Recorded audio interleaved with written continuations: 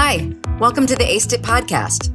We come to you from the Center for Advancing Correctional Excellence, ACE, at George Mason University in Fairfax, Virginia, and via the Coordination and Translation Center, CTC, of the National Institute on Drug Abuse's Justice Opioid Community Innovation Network, or JCOIN. I'm your host, Danielle Rudes, Associate Professor of Criminology, Law, and Society, and the Deputy Director at ACE, and one of the leads on the capacity building core of the CTC for JCOIN. This podcast is all about translating science into sense. It's about helping criminal justice practitioners, students, and everyday people learn about cool developments in the justice research world, but without all the dryness of the ivory tower. There's a lot of really great research out there, and we'd like to bring it to you in bite-sized doses to help you understand it and be able to use it. No PhD required.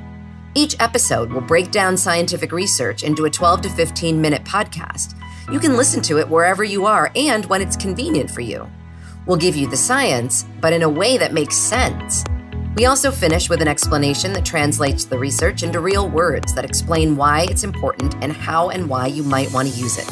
So, let's get started. When you imagine a U.S. prison, what do you see? A gritty and violent place like the show Oz, filled with quirky characters and sad tales like Orange is the New Black? Do you see the cruel warden from Shawshank Redemption? Do you imagine violence or boredom? How do you envision the relationship between correctional officers and those who are incarcerated? The reality is we don't understand much about our U.S. prisons and the people housed in them, or the people who work in them. Even so, the U.S. prison system is sprawling.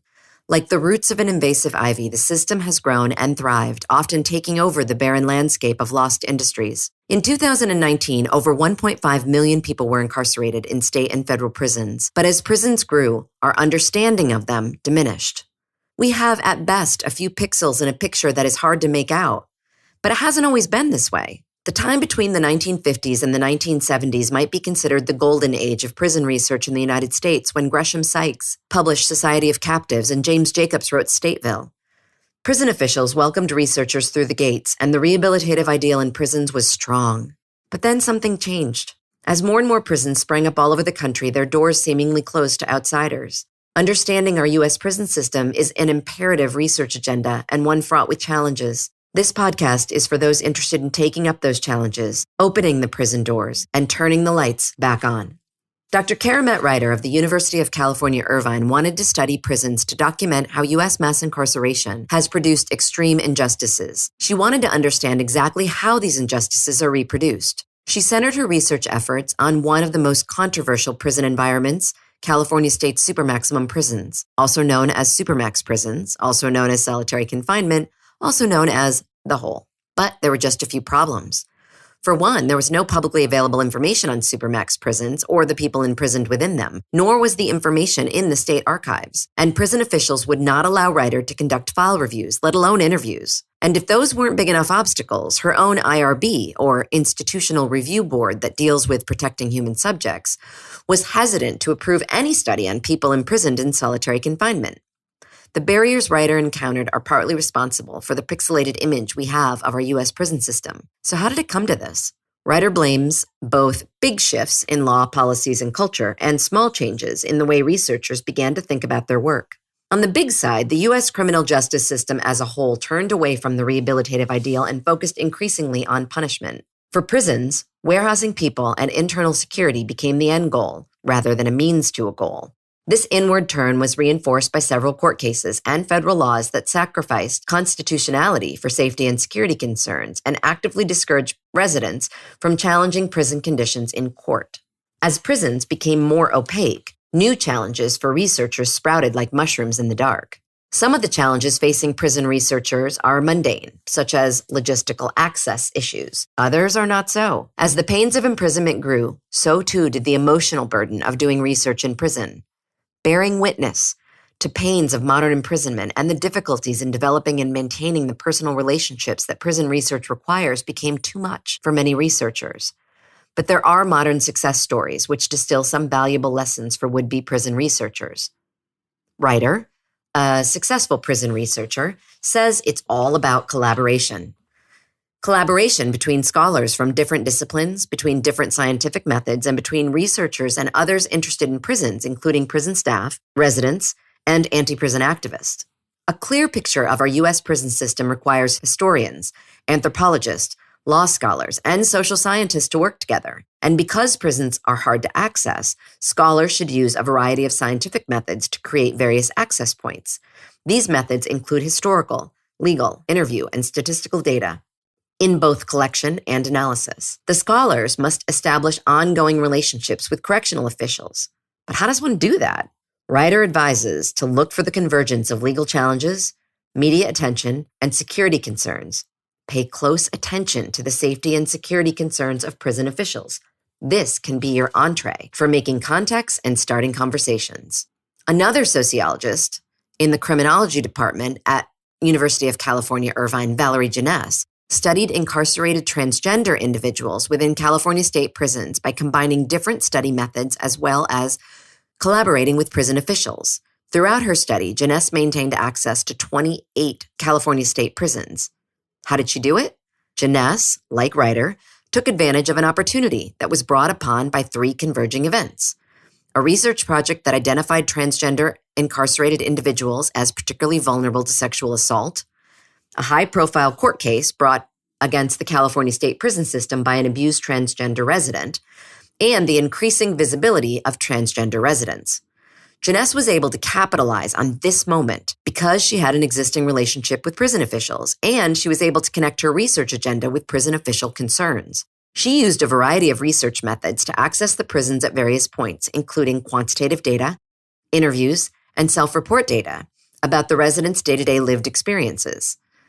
Jeunesse attributes much of her study's richness to unplanned ethnographic observations of both residents and staff, which she characterizes as serendipitous. Ryder, too, ultimately benefited from a convergence of legal challenges, media attention, and security concerns. In the summer of 2011, prisoners in one of California's supermax prisons went on a well-publicized hunger strike. Even the United Nations Special Rapporteur on Torture commented on the strike, and it became the foundation for a new lawsuit challenging the conditions of confinement in the prison. This high-profile event led to the public release of new data about the residents housed in supermaxes in California and opened up opportunities for journalists, researchers like Ryder, and others to visit California's main supermax, Pelican Bay State Prison. Even so, when Ryder set out to study these prisons, there was no data, no access point, and no IRB approval. So Ryder got creative. She looked in the archives of the legislators who authorized building supermax prisons and sought out individuals who had worked on and designed facilities to collect oral histories about their roles on the project. To find out who was housed in these supermax prisons, she contacted the statisticians working with the Department of Corrections to discuss the data that were collected and what kind of reports were produced. To overcome IRB issues, she found and interviewed former residents of supermax prisons. This creativity extended to Ryder's methods. She used historical methods to investigate the legislative and political development of the supermax prison. She used sociological, anthropological, and ethnographic methods to understand the impact of the institutions on both individuals and prison culture. She used quantitative criminology and statistical methods to understand the relationship between supermax use and racial segregation, recidivism, and violence. And she used legal scholarship and case law analysis to understand the relationship between litigation and modern incarceration techniques. She also developed a vast network of individuals who could help her gain access to and understand the various aspects of her data. This network spanned the spectrum of interest in prisons, including state-level prison leadership, prisoners' rights lawyers, prison advocacy organizations, and criminal justice journalists. To build her network, she volunteered as a college instructor at a medium-security California prison. She attended the annual meeting of the California Correctional Officers Union, and she volunteered to conduct legal monitoring visits for prisoners' rights organizations. This network provided a broad range of experts to help understand the data set she pulled, how a corrections department interpreted a certain policy, and how to develop strategies for identifying people who had spent time in supermaxes. But remember, access is not the only reason for our pixelated image. Those interested in prison research must acknowledge the emotional and ethical challenges of working in prison research.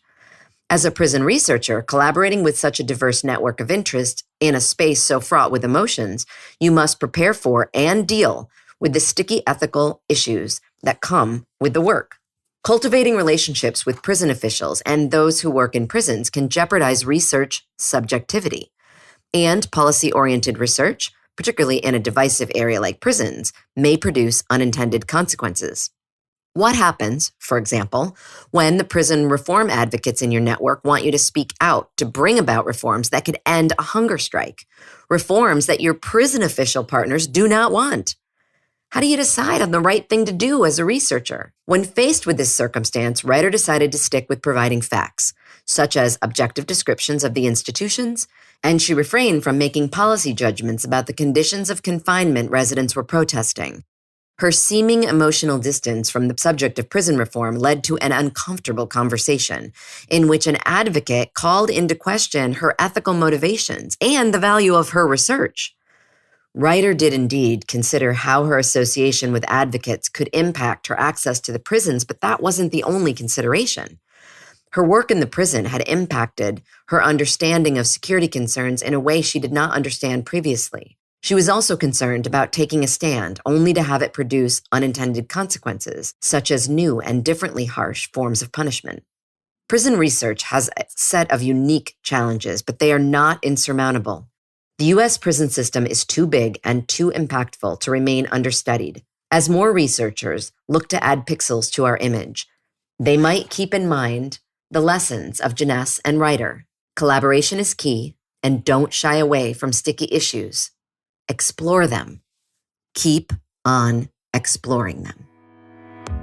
That wraps another episode of the ACEIT podcast, where we translate science into sense. Also, remember, you can find one-page summary overviews written in plain language and short knowledge bursts, which are essentially 30-second overviews of all the research we cover on the JCOIN website. Our conveniently packaged research summaries may help you remember what you heard here, and they will definitely help you translate this research to your staff, friends, colleagues, or students. Additionally, we'd like to thank NIDA, Dr. Faye Taxman, and all the students and staff at ACE, including our podcast mastermind, Shannon Magnuson, who is the brainchild behind this podcast. 2 additional notes. If you're a researcher and you'd like us to consider using your research for an upcoming podcast, send it to me at rudes@gmu.edu. If you'd like to support our podcast to keep the sense coming, tell your colleagues and staff about ACEIT or assign us to your students. Thanks for listening. Please tune in again soon for another episode of the ACEIT podcast, where we translate science into sense.